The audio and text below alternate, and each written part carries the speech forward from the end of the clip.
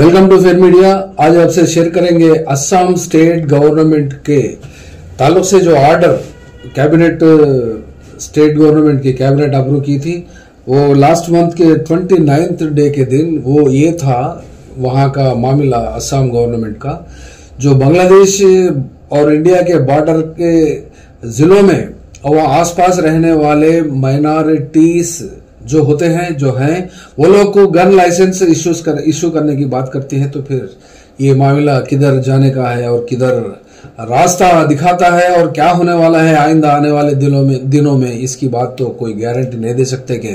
किसकी भलाई होगी और किसका नुकसान होगा। वो इसलिए कि आज तक भी मणिपुर जल रहा है, लेकिन मणिपुर में कौन आग लगाई और इसके जिम्मेदार कौन है, और आज तक भी प्राइम मिनिस्टर मोदी कहीं वहां जाकर तो कोई जायजा नहीं लिया। और जो विक्टिम्स है, जो कितने सौों के लोग मर गए हैं और हजारों घरों उजड़ गए हैं और कितने लोगों को जेलों में डाला गया, और वो तो मणिपुर जल रहा है। लेकिन अब असम की बारी आती है। क्या ऐसा हमें लगता है वो इसलिए कि पूरे हिंदुस्तान में एनआरसी और सीएए के गड़बड़ और इस मामले को इंडिया सतह पर अमल करने से पहले असम को एक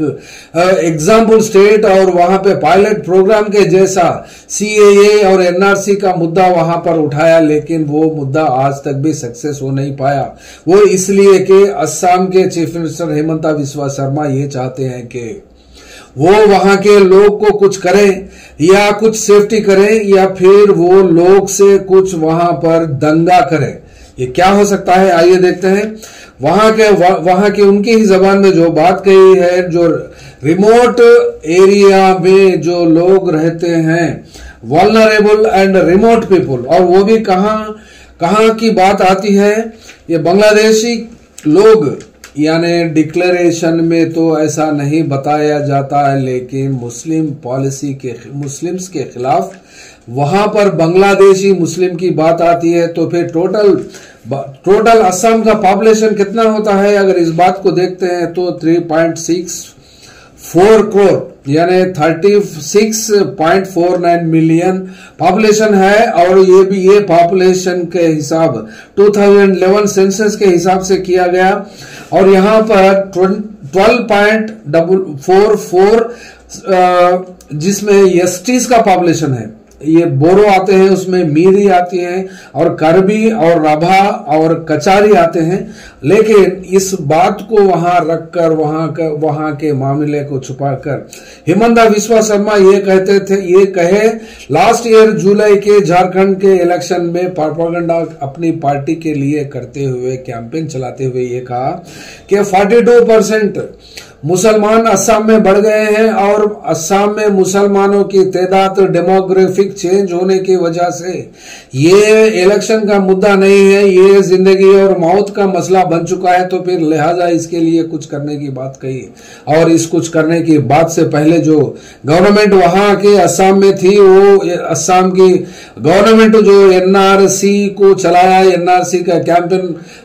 के तरफ से वहां कितने लोगों की दहशत हुई, और उस बेसिस को लेकर एनआरसी सीएए का मुद्दा इंडिया सतह पर लाने से शाहीन बाग हुआ, और शाहीन बाग से अलावा दूसरे देश के कई हिस्सों में इसके खिलाफ में आंदोलन चलाया गया। और उस आंदोलन को नजर में रखते हुए असम की बीजेपी पार्टी चीफ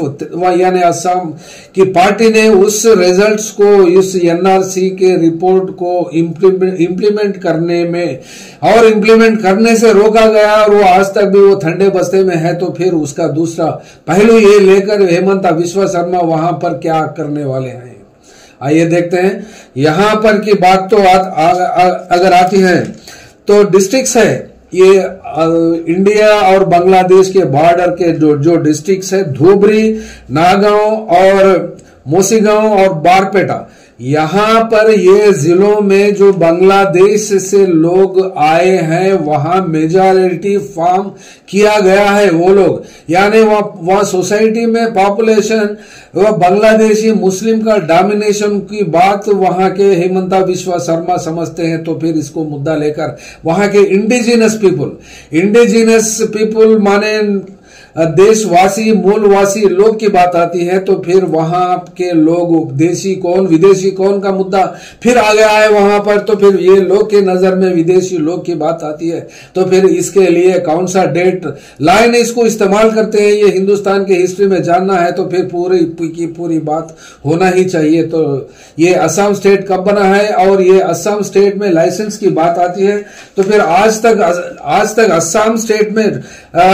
2017 में जो आंकड़ा लिया गया और उस आंकड़े के हिसाब से यानी मिनिस्ट्री ऑफ होम अफेयर्स जो एक डेटा डिक्लेयर किया था 2017 में, उसके हिसाब से वहां पर एक्टिव गन लाइसेंस कितने हैं, ये 19,283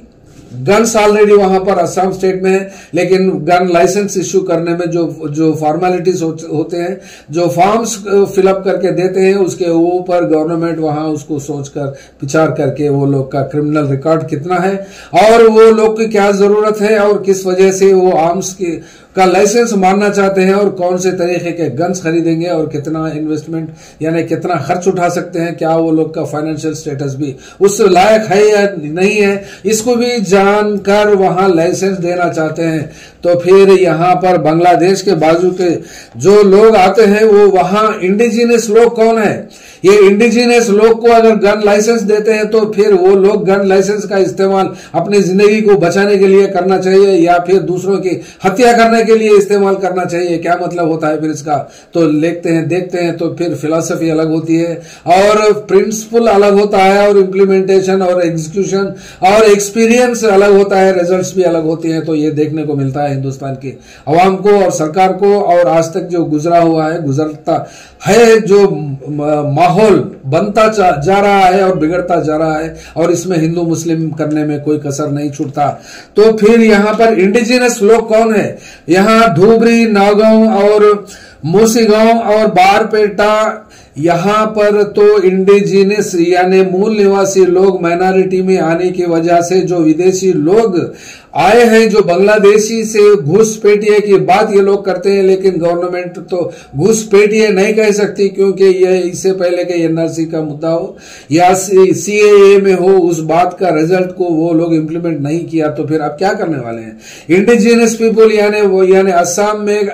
असम के इंडिया और बांग्लादेश के बॉर्डर डिस्ट्रिक्टों में वह इंडिजिनस कौन है यानी देशवासी और मूलवासी कौन है। तो फिर इसमें आते हैं मोरन और चुतिया और मोटक और ताई अहम्स एंड कोच,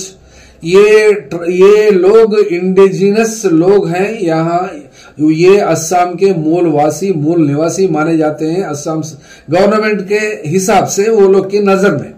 तो फिर इसमें नॉन इंडिजिनस कौन है, यहाँ पर लड़ाई लगाई जा रही है और आग लगाई जा रही है, वो इनके खिलाफ वो लोग कौन है, टी ट्राइब्स माना जाता है वो लोग को। टी ट्राइब्स कौन होते हैं, वहां पर जो असम के टी प्लांटेशन में काम करते हैं मजदूर लोग, तो वो लोग के खिलाफ में ये लोग को वहां मूल निवासी मानकर वो लोग को गन लाइसेंस से सैंक्शन करने की बात आती है और ये मामला अभी कंप्लीटली एक शेप पर नहीं आया। और गन लाइसेंस अप्लाई करने वाले कितने लोग होते हैं और उस एप्लीकेशंस को प्रोसेस करके कितने लोग को सैंक्शन करते हैं और उसका यूजेज होने के बाद में क्या नताइज निकलते हैं, इसके ऊपर आने वाले दिनों में हम इसके बारे में डिटेल से आपको बताएंगे। लेकिन जब तक के लिए ये असम की गवर्नमेंट यानी बीजेपी की गवर्नमेंट इस हिंदुस्तान में कौन से भी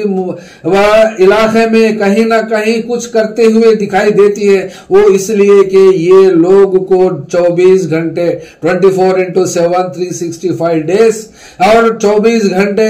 ये पूरा मामला हिंदू मुस्लिम करना और हिंदू सिख करना और हिंदू क्रिश्चियन करना और देश में आग लगाना ये लोग का काम ही होता है। तो फिर हेमंत बिस्वा शर्मा का ये जो कैबिनेट जो अप्रूव किया है गन लाइसेंस पॉलिसी के ऊपर, उसके ऊपर क्या रिजल्ट आता है ये आइंदा देखने को मिलेगा। Thank you.